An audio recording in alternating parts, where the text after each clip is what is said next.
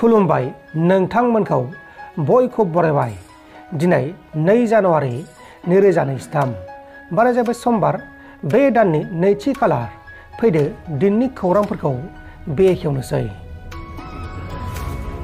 आसाम पुलिसनि गुलि गावनायजों सासे दुथां सिखावा गोब्राब जोखोम जादों। आसाम पुलिसआ आसाम आरो मेघालय बर्डारनि साखाथियाव आयेननि बेरेखायै थाव खावग्रा गासै 11 थाव सिखावफोरखौ एरेस्ट खालामदों।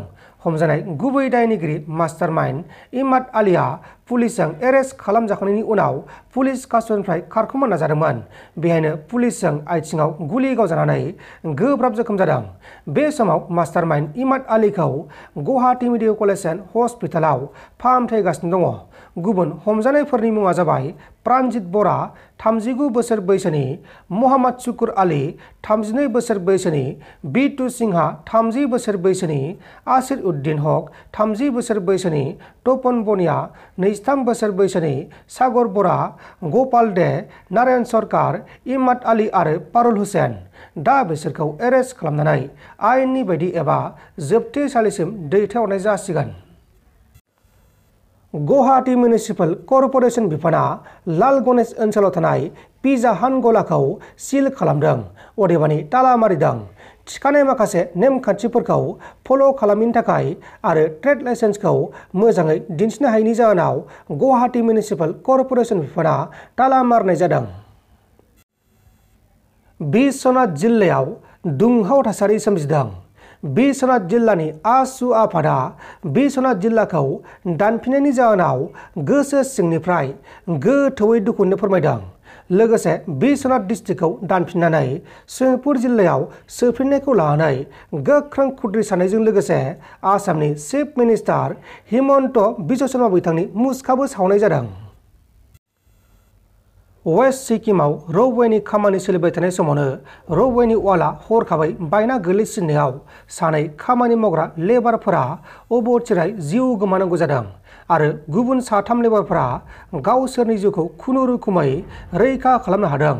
थैनाय 2 लेबारफोरनि मुंखौ खौरां मख'नाय जायाखै, नाथाय गावसोरनि जिउखौ रैखा खालामनो हानाय लेबारफोरनि मुंखौ खौरां मख'नाय जादों। बिसोरनि मुङा जाबाय सम्बाद राय, बसन्त राय आरो सन्जित अधिकारी। बे समाव गोथै सहखौ गावसोरनि न' फारसे दैथायहरनाय जाबाय। मोनसे गिख्रंथाव लामानि जाब्रबथाय जादों। बे गिख्रंथाव लामानि जाब्रबथायजों 2 बिसि आरो फिसाया जायगायावनो जिउ गोमानांगौ जादों। महाराष्ट्र रायजोनि तानेआव 2 बिसि आरो फिसाया मन्दिराव फुजा खालामनो थाखाय गावसोरनि बाइकजों थांबाय थानाय समावनो लामा ससेयाव गंसे ट्राकजों सौग्रावनानै जाब्रबथाय जानानै 2 जिउ गोमानांगौ जादों। थैनाय 2 बिसि आरो फिसायनि मुङा जाबाय मनज जोशी 34 बोसोर बैसोनि आरो मानासी, बे जाबाय बिसि। सरकारनिफ्राय नटिस मोननायनि उनाव सासे आइजोआ गावखौ अरजों सावना लादों। छत्तीसगढ़ रायजोनि सिङाव थानाय राजनांदगांवआव सासे आइजोनि न'खौ मिउनिसिपाल कर्परेसन बिफाना एभिक्सन खालामनो थाखाय नटिस हरनायनि उनाव बे आइजोआ गावखौ पेट्रलजों लुना लानानै गावखौ सावना लादोंमोन आरो बे आइजोआ बे न'खौ अटल आवास योजना बिथांखियाव मोननाय जादोंमोन। नाथाय आइजोनि न' लुनाय जायगाया आयेननि बेरेखा लानाय हामोन, बेनिखायनो मिउनिसिपाल कर्परेसन बिफाना बे आइजोनि न'खौ सिफायनो थांदोंमोन। बेहायनो बे आइजोआ गावखौ सावना लादों, नाथाय बे आइजोआ थैथारासै। बे समाव बे आइजोखौ फाहामसालियाव फाहामथाय होगासिनो दङ।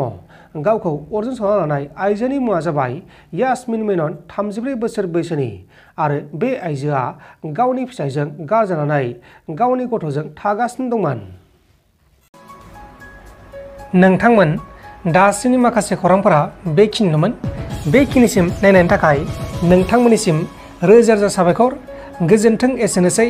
जै बर' हारिनि।